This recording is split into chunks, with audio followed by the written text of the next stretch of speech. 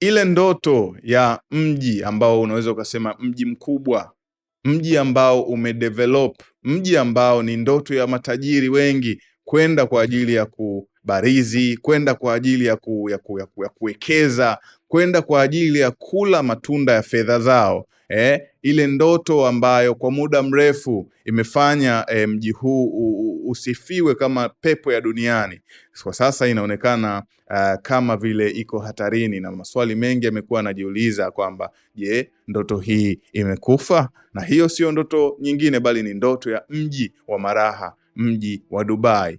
Dubai tunafahamu kwa miaka mingi sana imekuwa ni mji ambao matajiri wengi wanaenda hapo, wafanyabiashara wengi wanaenda kwa sababu ni kitovu cha biashara, sio tu kitovu cha starehe bali pia ni kitovu cha biashara duniani, kitovu cha usafirishaji, logistic hub tunasema. Kwa nini? Kwa sababu tunaweza tukasema ndio shughuli nyingi za usafirishaji wa anga duniani zilikuwa zinapitia hapo. Lakini ilikuwa hivyo mpaka pale ambapo vita vya Marekani Israel dhidi ya nchi ya Iran ilikuwa hivyo. Lakini sasa hivi ndoto hii inaonekana ni kama picha ambayo ilikuwepo, ni picha ambayo ilitengenezwa kwa nadharia ambayo ni nadharia hasi, nadharia ambayo sio ya kweli. Sasa unakaa unaangalia sasa hivi hivi tunavyoongea, matajiri wengi wanasema wameanza kutafuta miji mingine ambayo wanaweza wakaenda wakawekeza, na tunaambiwa kwamba miji kama vile Rome, miji kama vile Milan imeonekana ikiwa ina matajiri wengi zaidi wakiwa wanaenda kupanga kuhamisha biashara zao. Kumbuka Dubai kwa muda mrefu ndio kama ambavyo nimesema, mji ambao ilikuwa ndoto ya biashara nyingi kubwa ziwekeze Mashariki ya Kati, lakini pia matajiri wengi anatamani aende akanunue apartment Dubai, akawekeze Dubai. Lakini sasa hivi kutokana na hiki kilichotokea Iran, kutokana na haya mashambulizi yalitokea Iran, nasema hii ilikopo ni kama taswira tu ambayo ilitengenezwa na haina uhalisia. Ilikuwa ni kama illusion, ndoto ambayo wengi wamegundua kwamba hapa tulikopo tunapoteza, sio sahihi, tuliwekeza katika eneo ambalo sio sahihi. Sasa pengine inaweza ikawa ni ya muda mfupi, pengine inawezekana baada ya vita hii Dubai ikaweza kurecover, lakini ni wazi kwamba ile image ama ile taswira kwamba Dubai ni safe haven, kwamba Dubai ni sehemu salama zaidi duniani, ile taswira kusema ukweli, kwa kutokana na hivi vita na hii hali ambayo imetokea sasa hivi, ile taswira imeweza kudhurika na kuharibika kweli kweli. Na kwa wale ambao wafahamu, Dubai ni moja kati ya ile miji ambayo inapatikana UAE ama ile nchi ya Emirates zilizoungana, ama tunasema visiwa vilivyoungana vya Emirates, United Arabic Emirates, ambayo viliweza kuungana mnamo mwaka 1971 mwezi Disemba, visiwa 6 na kisiwa cha 7 kikawa kimeongezeka mwaka mmoja baadaye, miezi kadhaa baadaye, kwa mwezi Disemba, mwezi Februari mwaka 1972 kisiwa kingine kikawa kimeongezeka na vikawa vimekamilika visiwa 7 chini ya Zayed Al Maktoum tunasema kama Zayed Al Nahyan, Zayed bin Sultan Al Nahyan. Huyo ndio ambaye tunasema kama baba wa taifa wa UAE, ambaye ndio ambaye alikuwa nyuma ya muunganiko wa visiwa hivi.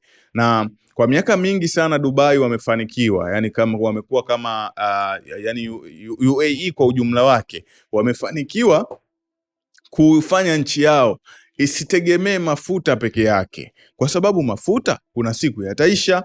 Kwa hiyo walihitaji kutengeneza ndoto ile ya nchi ambayo inaweza ikue, uchumi ukue pasina kutegemea mafuta tu. Na kwenye hiyo ndoto Dubai ndiyo imekuwa tunasema imekuwepo kama msingi wa ndoto hiyo. Kwa nini? Kwa sababu ukiangalia Dubai ndio ambayo mji umefanikisha sana hiyo ndoto. Ukiangalia wana kiwanja kikubwa sana cha ndege hapo ambacho ndio kitovu cha shughuli za usafirishaji wa anga duniani, logistic hub in the Middle East. Lakini pia unatoka hapo unaangalia Dubai imegeuka imekuwa kitovu cha biashara mbalimbali duniani. Real estate, wamejenga jengo refu duniani, linapatikana wapi? Linapatikana Dubai. Burj Khalifa, na hiyo Burj Khalifa imeitwa jina kutokana na Khalifa bin Zayed Al Nahyan. Kwa nini ameitwa Khalifa? Kwa sababu huyu Sultan Khalifa tunakumbuka ndio ambaye aliweza kuibail out Dubai pale ilipokaribiwa kufilisiwa.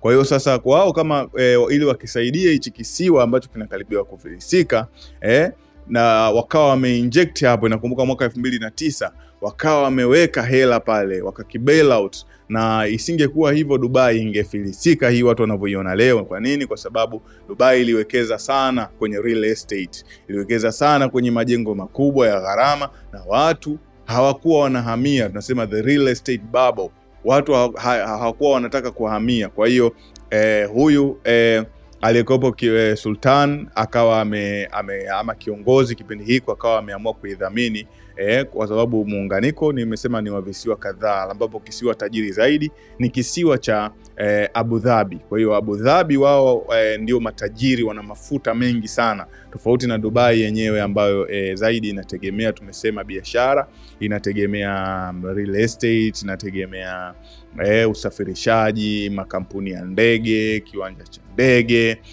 na vitu vingine. Kwa hiyo na utalii kwa ujumla wake, Dubai pia ni kitovu cha utalii.